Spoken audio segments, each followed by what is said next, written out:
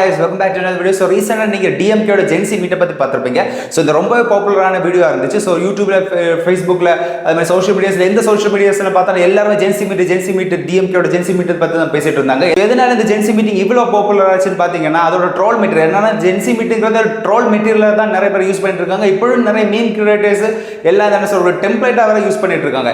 ஓபியஸ்லி இந்த gen Z meet வச்சதுக்கே ஒரே ஒரு காரணம் தான். என்னன்னு பார்த்தீங்கன்னா DMK அவங்களோட என்ன சொல்றது, அவங்களோட ட்ரெடிஷனல் ஓட்டர்ஸ் இருப்பாங்களா. ட்ரெடிஷனல் ஓட்டர்ஸ்னா அவங்களோட இந்த DMK பார்ட்டியை சப்போர்ட் பண்ற ஒரு லெவல் ட்ரெடிஷனலாக அந்த பார்ட்டியை ஃபாலோ பண்றதுக்கு ஒரு செட் ஆஃப் குரூப்ஸ் இருப்பாங்க. அது மேபி அரௌண்ட் 50+ அப்படிதான் அவங்களோட ஓட்டர் கூட அந்த ட்ரெடிஷனல் ஓட்டர்ஸ் லிஸ்ட் இருக்கும். TVK இப்போ ஜெயிச்சிருக்காங்க. இந்த TVK ஜெயிச்சதுக்கு முக்கியமான காரணம் யாருன்னு பார்த்தீங்கன்னா ஜென்சி கிட்ஸ் தான். ஜென்சி அது மாதிரி ஒரு என்ன சொல்றது 20 to 40 ஏஜ் பிலோ இருக்கிறவங்க தான் இப்போ மெஜாரிட்டியாக TVK வேண்டி சப்போர்ட் பண்ணிருக்காங்க. அதுவும் மெஜாரிட்டியாக இந்த ஜென்சி கிட்ஸ் ஏகதேசம் என்ன சொல்றது ஒரு 18 to 30க்குள்ள 27 25 அப்படி இருக்கிறவங்க தான் நிறைய ஓட்டர் போட்டிருக்காங்க. ஸோ அவங்க தான் மிகப்பெரிய சப்போர்ட்டர்ஸாக இருந்திருக்காங்க TVKக்கு.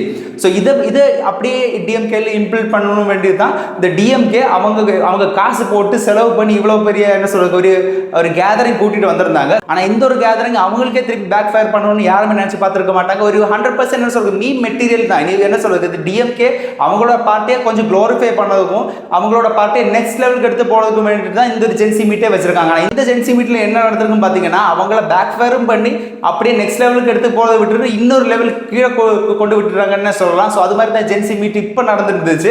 முதல்ல இந்த ஜென்சி மீட் எதனால நடத்துகிறோம், எதுக்கு நடத்துகிறோம், யாரை அட்ராக்ட் பண்ண நடத்துகிறோம், எந்தெந்த பீப்புளை டார்கெட் பண்ண நம்ம நடத்துகிறோம்னு தெரியாமல் ஒரு ஜென்சி மீட்டை போட்டுட்டு அங்கே வந்து மாஸ் டயலாக்னு சொல்லிட்டு ஒருத்த மாதிரி பேசிட்டு இருக்காங்க. அந்த மாஸ் டயலாகே உங்கள் பார்ட்டிக்கே திருப்பி பேக் ஃபயர் ஆகணும். உங்களுக்கு கொஞ்சம் கூட காமன் சென்ஸ் இல்லையாடா இப்படியெல்லாம் பேசிட்டு இருக்கீங்க.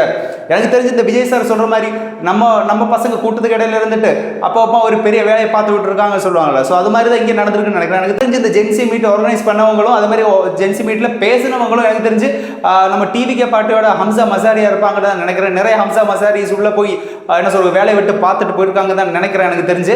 ஸோ ரொம்ப என்டர்டைன்மெண்டான ஸ்பீச்சாக இருந்துச்சு. இவங்க கூட என்ன சொல்ற மாஸ் டயலாக் சொல்லி என்ன அவங்க தலையில மண்ணளி போட்டிருக்காங்க தான் நினைக்கிறேன். நிறைய பேர் பேசியிருந்தா கூட 2-3 பேர் சொன்ன வார்த்தைகள் அதுதான் இப்போ மீம் டெம்ப்ளேட்டா இருக்கு, ட்ரெண்டிங்ல போயிட்டு இருக்குன்னு சொல்லலாம். ஒருத்தன் சொல்றான் நான் தான் கொத்தடிமை என்ன சொல்றது நம்ம 100% கொத்தடிமை தாண்டா, இது கொத்தடிமைகளோட கட்சி தாண்டா, மட்டும் இல்ல இது நம்மளெல்லாம் கொத்தூசுன்னு கூப்பிடணும்னு சொல்றாங்க. வீடா கொத்து பரோட்டாவாடா கேட்கிற இப்போ நீங்க கொத்தூசுன்னு சொல்றீங்க. ஆல்ரெடி இந்த ஜெயக்கடா மீம் டெம்ப்ளேட்ஸ் போவதுக்கே பல மாசங்கள் ஆயிடுச்சுன்னு நினைக்கிறேன். இந்த யாரை பார்த்தாலும் ஜெயக்கடான்னு வச்சிருக்காங்க. இப்போ நீங்க கொத்தூசுன்னு சொல்றாங்க. எனக்கு தெரிஞ்சு பார்ட்டியோட சப்போர்ட்டர்ஸ்கெல்லாம் பேருக்கு முன்னாடி கொத்தூசுன்னு சொல்ல வேண்டியது அவசியம் இருக்குன்னு நினைக்கிறேன். எனக்கு தெரிஞ்சு கொத்தூஸ் அருண், கொத்தூஸ் சுரேஷ், கொத்தூஸ் ரமேஷ் அப்படி சொல்லணும்னு நினைக்கிறேன். ஸோ இது மாதிரி தான் அவங்களோட பேர் இனிமேல் உருவாகும்னு நினைக்கிறேன். ஏன்னா அவங்களே அவங்களோட மாஸ் காட்டுறாங்கன்னு நினச்சிட்டு இப்படி கொத்தூஸுங்கிற பேரை அவங்க முன்னாடி போட்டிருக்காங்க. எனக்கு தெரிஞ்சு இவங்க இனி ஆதார்லையும் ஓட்டர் ஐடிலையும் ரேஷன் கார்டிலாம் கொத்தூசுன்னு முன்னாடி போட்டுருவாங்கன்னு கூட பயமாக இருக்குது. அவ்வளோ ட்ரெண்டிங்காக போயிட்டு இருக்கு கொத்தூஸுங்கிற நேம். நம்ம கொத்து பரோட்டா தான் கேள்விப்பட்டிருக்கோம்.